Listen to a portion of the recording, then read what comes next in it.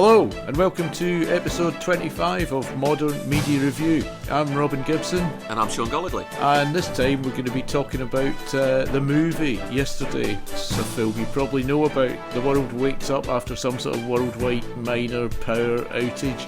Well, no, it's more than a minor power outage. It's the whole world for a start, and it's a phenomenon, Robin. Okay, wake up after a phenomenon, and it turns out the Beatles have never existed, and for some reason, neither is Coca-Cola or cigarettes, which is a bit of a weird one. And then some complete charlatan, stone-cold loser, untalented acoustic drummer makes himself into a big star by claiming he wrote their songs and performing them.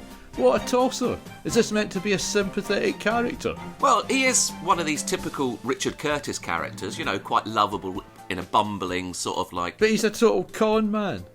He cons his friends, he cons the record industry. He does, that's true.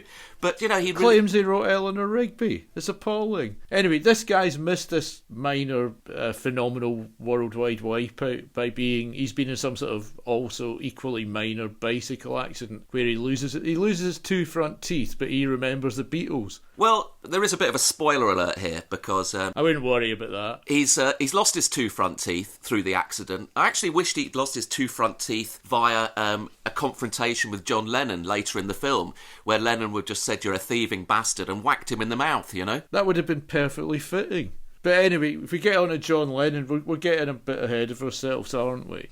He only appears at the end. I was actually looking forward to the film. Really? Yeah. I mean, our North American correspondent, Anglophile Ben Diamond, had written quite lovingly of it. And then Mark Kermode, who's normally an excellent film reviewer, raved about it on telly the other night. I thought, I've got to go and see this. But I'm wondering if Kermode himself was in a minor bicycle accident, getting knocked out after half an hour of the film, because after the first half hour, which is mildly amusing, it's just a sort of bad rom-com, isn't it? And I mean, I like the worst of them, but this is so flabby. And you're talking to a guy who watches Made in Manhattan whenever it's on telly, you know?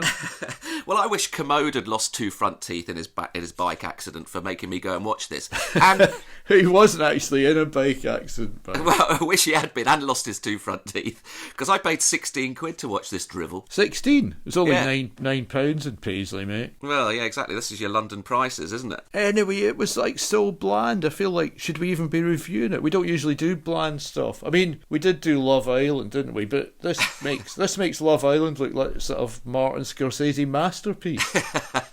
Well, it's a typical... You get what you buy, really, don't you? It's Richard Curtis. What are you expecting, Robin? I mean, we've had, you know, Four Weddings, Notting Hill, Love Actually. What did you expect? The problem is I haven't seen any of them. I only went to see this because of Danny Boyle, who directed it, who seems to be sort of dipping below his normal quality level. Well, if you think about it, it must have been a no-brainer when they were doing the sort of, like, pitch for it, because you've got karaoke Beatles, Danny Boyle and Richard Curtis. I mean, it's got to be a hit, hasn't it? Well, it is a hit, isn't it? I mean, I don't know. I guess I associate, maybe ages me a bit, but I associate Curtis with Blackadder. Okay. So I'm thinking of these guys sold out. But then again, I'm thinking, who doesn't sell out? Well, I wish we could. Well, we can't sell out. No one wants to buy into us.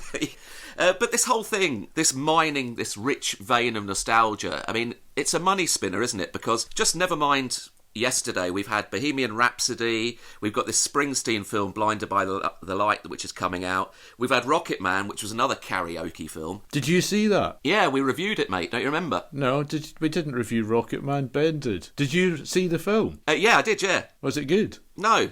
Oh. Well, how was the audience? I mean, when I went to see Yesterday, it was just all old people. I felt like I'd been conned into going along to some sort of ageing person's jukebox musical event, and I'd never go to the theatre to see, you know, We Will Rock You or anything like that. Well, I mean, do people actually like this stuff? Funny you should say that, because music. The demographic of where I was watching it was very similar, apart from one young couple who was sitting in about 3 or 4 stalls up from us, who must have thought they were there to see the Toy Story 4 or Spider-Man. I mean, I'm sure it wasn't for Yesterday. There's an interesting point here, actually, because this is a film about... When they used to bring out pop music films... The original generation of pop music, the audience was young. I remember going to see Slade in Flame, matinee performance when I was about 10 or 11 years old, and it was full of shouting, fighting kids. A memorable moment during that screening was when I got hit in the back of the head by a golf ball that had been flung from the back row. That's what a music film should be like, but this was like a Darby and Joan club. Well, I'll tell you what would have been cheaper. If you really want karaoke, and especially Beatles karaoke, because it's of that age, just go to your local old people's home. I guarantee you, any afternoon, they'll have Yesterday on relentlessly. And the thing is, you can just play it ad nauseum because they've all got Alzheimer's and they can't remember that it's been played 5 minutes before, and they'll all be singing along to it quite happily. Well, have they got on to the Beatles? Aren't they still on, Glenn Miller and Ink Spots, Vera Lynn and things like that? Yeah, no, I think they're on the Beatles now. The Beatles is a hell of a long time ago now, isn't it? I mean, the 2060s are closer than the 1960s, and yet people are still obsessed with it. Yeah, exactly. And the point is that the Apple Corps must have been so happy about this, because what a timely boost for the back catalogue. Well, of course, because they're running out of anniversaries, aren't they? I mean, Yeah. 50th anniversary of 69 this year, is it? Is that right? Well, about 150th, isn't it? So I'll bet the Beatles were only too happy to approve this. On the other hand, right, I thought it would be good to hear the songs done by some crap busker, because I don't really like the Beatles. It's like that quote from Mark Twain, which probably isn't from Mark Twain because none of them are. He always gets the credit for it. Wagner's music is better than it sounds. Now, to me, that's a quintessential one-line review of anything. I do get that. I mean, I understand that, although I don't really like the Beatles and I find them a bit lame, that they are good and they have some intrinsic value. So I was sort of... That's very big of you, Robin. Oh, it's okay. I quite enjoyed the performances, actually, of the songs, although they didn't do any of the weird stuff, did they? They just did the obvious pop song jingly ones and then the sort of Sgt. Pepper style ones. And then I thought, would people, this is set in the modern day, I thought, would people really be knocked out by these songs? No. Well, they're knocked out by Ed Sheeran. Yeah, and one of your pet hates George Ezra, aren't they? So I suppose this stuff would be like a revelation to them. But it is quite old-fashioned music. And it does make you concerned about the whole absolutely impossible to figure out concept of the movie, because Ed Sheeran wouldn't be Ed Sheeran without the Beatles anyway, would he? He's definitely influenced by them. I think he's influenced by everyone, doesn't he? Rob off the lot. But I've got a lot of time for Ed, but we won't go into that. I remember from his early days on the grime scene, which is where he introduced himself. The thing is, as a film... He was actually, in fairness to Ed Sheeran, because as soon as he popped up on the screen, I thought, oh my God, here we go, Game of Thrones, this is the latest little thing that he's wedged himself into. But in fairness, he's quite self-deprecating, and he has some of the funnier parts of the films, like... That's not saying a lot. It's not saying a lot, but his ringtone is Shape of You, which I thought was quite funny. That was quite funny, yeah. And, when he says, when the guy is nicking Hey Jude, and he's giving him some advice and saying maybe it should be Hey Dude. Well, yeah, and the bloke changed it. This is the thing. As a film about a charlatan artist, there was one gag in it that just made me think immediately of, this has gone back a long way, but one of my favourite comic actors, Tony Hancock, his film The Rebel, where he played a bad artist in Paris, and he got mistaken for a good artist with someone else's pictures, and then at his big exhibition he tried to slip some of his own crap stuff in, and of course it got bombed out. And this is what happened here when Jack Malik tries to slip one of his own rubbish songs at the end of a session recording Beatles songs, and they all just laugh at it and say it's rubbish. Well, that was the summer song, which was his favourite, or not his favourite, his mate's favourite, which, is another thing that annoys me about these Curtis films. They're so formulaic. We've got the sort of Hugh Grant character who's Jack Malik, yeah? The only difference is we've suddenly decided to decamp to Suffolk instead of some part of London. He's got this bumbling group of supporting friends. We're all the same. We had Tom with the dog in Four Weddings. We had Rhys Evans in Notting Hill. We've had all these sort of like English Rose actresses, and we've got sort of like, what's her name? Ben's in love, our American correspondent Ben's in love with these sort of genre of women. These English women, like Felicity Kendall types. Well, yeah, we've got Lily Jones is in there, English Rose. She looked like a poor man's sort of like Keira Knightley to me, do you know what I mean? And there was no chemistry between the pair of them either. Well, there was that great review in The Sun, and I think it is worth giving The Sun's film reviewer a name check, and he's called Jamie East, because he wrote a great line about the lack of chemistry between the two stars, and he said, I've seen more chemistry between Jeremy Corbyn and Katie Hopkins. which I thought was absolutely true when I saw the film. Well, the other thing was you could close your eyes, and the dialogue is so similar as well. You could close your eyes and see Emma Thompson in Love Actually, or, you know, when they have that ridiculous scene where they're these star-crossed lovers who have got so much chemistry, they've been mates for 10 years and never laid a paw on each other, yeah? And she stands in front of him saying, oh, you know, she's just a girl standing in front of a boy asking him to love her. That whole shtick from Notting Hill, it was virtually a repeat of that. I mean, what's going on here? Well, I drifted off after the first half hour because nothing was happening, you know, and it was the dialogue, if you want to call it that. I'm perfectly willing to believe it was just the same as the other films because it was absolutely wooden. Were there any good jokes in the film? Not many. Well, the Oasis joke was good, where it turned out after the Beatles, and it still bugs me, the Beatles, cigarettes and Coca-Cola had all disappeared. That it turned out that the only other thing that had disappeared was Oasis. That was funny. Well, humour had disappeared, obviously, because there was no humour in it. And then about an hour later, Ed Sheeran's phone rang with Shape of You. I think they forgot to write any jokes in between. And what about this whole premise that all these skint people spend all their time in the pub before he's famous? Absolutely ridiculous. They're all there necking down the beers at a rate of knots, yeah? Well, there's no Weatherspoons out where they were there? Well, they weren't in a Weatherspoons. I suppose it's a bit cheaper out there in sort of a Brexit land. Well, yeah, which is... I mean, I quite often drink in Weatherspoons, obviously, because it's cheap. But the only problem is you have to sit there and read all the Brexit literature as well. I didn't know they had Brexit literature. Oh, massively, on every table, man. Oh, well, I won't be reading any of that next time in my Weatherspoons. Anyway, I thought it was a bit thin, you know, and I thought some of the characters were good. The woman who played the sort of devious, power-crazed manager was good until it just turned into a bit of farce, you know. Well, put it this way, she wasn't Ari Gold from Entourage, was she? You've lost me there, mate. Well, he was a super agent in the show Entourage. You should check it out, because if you want to see a ranting maniac agent stroke manager, he is the archetype for it. I'll check this out, because she was only one step removed from a kind of pantomime villain, wasn't she? Yeah, there was no depth to any of the characters, really, was there? Were they likeable, even? No one was likeable. No one. I didn't like a single person in it. I certainly didn't like the new John Lennon in it, either. No. Or the old John Lennon. Well, I don't really like the old John Lennon. As I always say, if Twitter had been around when Lennon was alive, you'd have soon found out what a twat he was.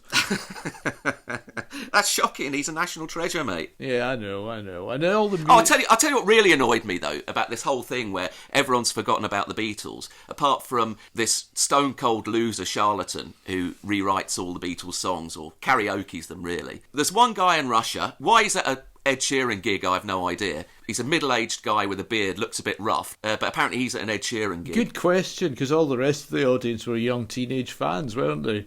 All with their heart emojis making this go viral, yeah? Yeah. Apart from this one old guy who's looking there stunned, actually remembering back in the USSR when it was a hit. What's all that about? And then that nice woman from Coronation Street who's at the press conference. Sarah Lancashire, I know her name. I'm not very good with actors. Okay, well, she's saying she's not an actor, mate. No, she is an actor, but she's one of the ones whose names I knew. Okay, because you're a Corrie fan, yeah? Okay. Well, she's at a press conference, and she's one of the 3 people in the world that actually remember the Beatles. And she's holding up a bloody yellow submarine. Now, if the Beatles had never been remembered, or had never existed... Well, the point is they never existed. Well, then no one would be making a yellow submarine for her to hold up, would they? Toy yellow submarines, yeah, exactly. This is the problem. What actually happened in this film? No one really tries to explain it. I mean, I guess you're just meant to take it as a fantasy, but obviously I don't know that much about time shift, quantum physics and universal memory loss fields and stuff. But I can sort of get that the digital records had all been wiped out and no one had and I can get that people's memory was wiped out. But how come when he went and looked in his cupboard for his Beatles albums on vinyl, had they all gone missing? And yet the Yellow Submarine still existed. Yeah, I know. So that's continuity gone mad, mate. This was just box ticking, wasn't it? Because it's like, you know, you've all seen Sliding Doors, Goodnight Sweetheart, you know, Back to the Future. I mean, it's not a theme that's been unexplored. Wait a minute, Goodnight Sweetheart was actually perfectly plausible. What, going back in time? Yeah, because he went through a door and then he was in a completely different time. Okay. If you believe in time, space, whatever it is, then that's a lot more plausible than this. Okay. He should have gone through a door. And that would have made the film perfect for you, Rob. Yeah. Yeah. This is what they should have done at the production meetings, you know. Never mind him crashing his bike into a bus during some worldwide power outage phenomenon. Should have just wandered through his front door into someone else's time zone, yeah? Yeah, like Mr. Ben. The other thing that bugged me was that there was this thing about cigarettes. No one had heard of cigarettes, right? And then at the end, he gets given the address to go and find one of the Beatles who turns out to be John Lennon. Yeah, well, I've got a bone to pick with them about this as well. Wait a minute.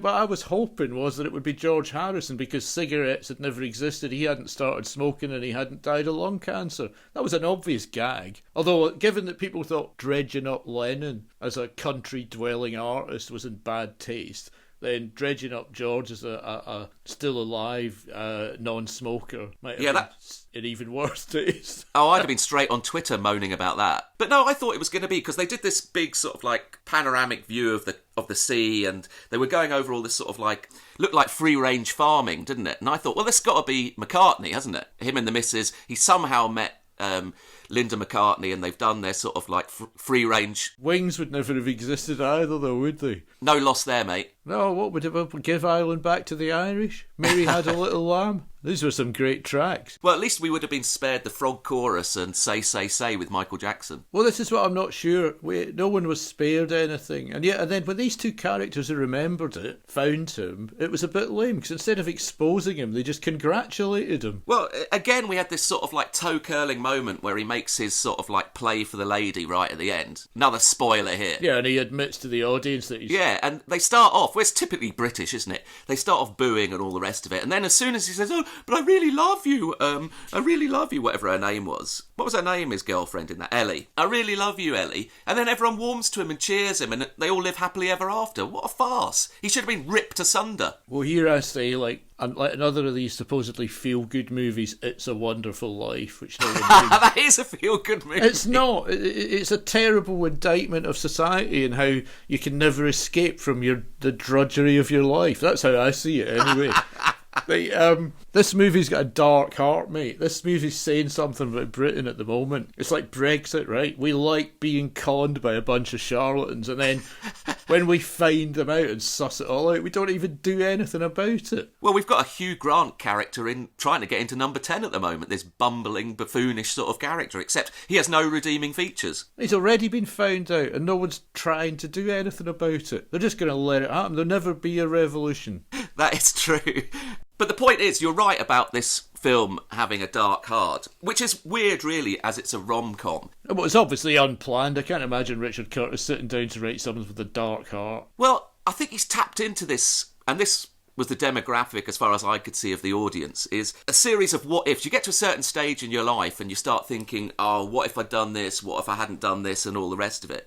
And it's just appealing to people who suddenly wake up when they're in their sort of like mid-40s and realise that life is a pile of shit and things haven't worked out. You know, you've failed, you've totally failed, and it's not going to get any better. And you can take solace in ridiculous films like this. So you can go to the pictures, yeah. Exactly. And just... So it's not much different from any other movie, is it?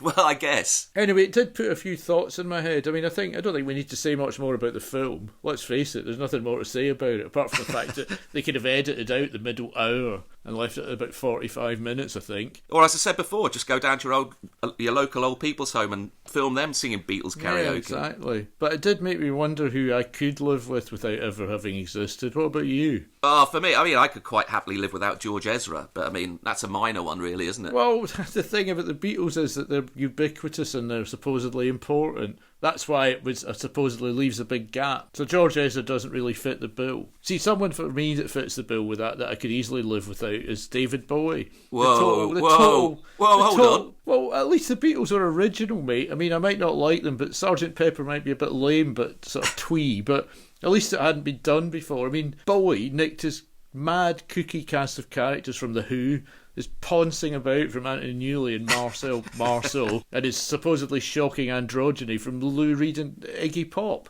Then after he'd nicked all that, had a bit of good run in the 70s with it, he couldn't get himself arrested by the tastemakers until he died. Then he was sanctified. Obviously only from the 70s. No one would miss him. Well, after he'd done Let's Dance, I mean, he died a sort of artistic death, didn't he? Couldn't give the tickets away, mate. That's very shocking, Robin. I mean, for you, really, you'd be quite happy if there were no Beatles, I think. It wouldn't bother me. Well, on that uplifting note... Yeah, we better say goodnight. But we better do a bit of plugging first, hadn't we? Plug away, mate. Yes. All the podcasts, all on YouTube. Share off the home page, by the way. Isn't that what we were saying the other day? Oh, it'd be nice if you shared our YouTube pages, yeah. We're on YouTube, all the podcasts. We've got our website, modernmediareview.com. We're on Spotify, iTunes, or Apple Podcasts, as you might know it. And even Google Podcasts, because they just sneak you in. Really? I didn't know they did that. You're just on there. Bloody hell. Everything you do is on Google, mate. We discussed this the last time. Yeah, okay, fair enough. And next time, we'll do something else. We will do something else. Maybe we'll do yesterday again. There'll be some worldwide memory loss phenomenon and we'll just redo this one. Isn't it a fact that in Groundhog Day, the first thing the guy did when he woke up was went to see a doctor? I can't remember, weirdly. This bloke's just carried on as if it's perfectly normal for him to remember the Beatles. Yeah, so we'll do yesterday again. Okay. Excellent. And we'll see you then. Thanks for listening. Cheers. And good night. Goodbye. Say goodbye. Goodbye.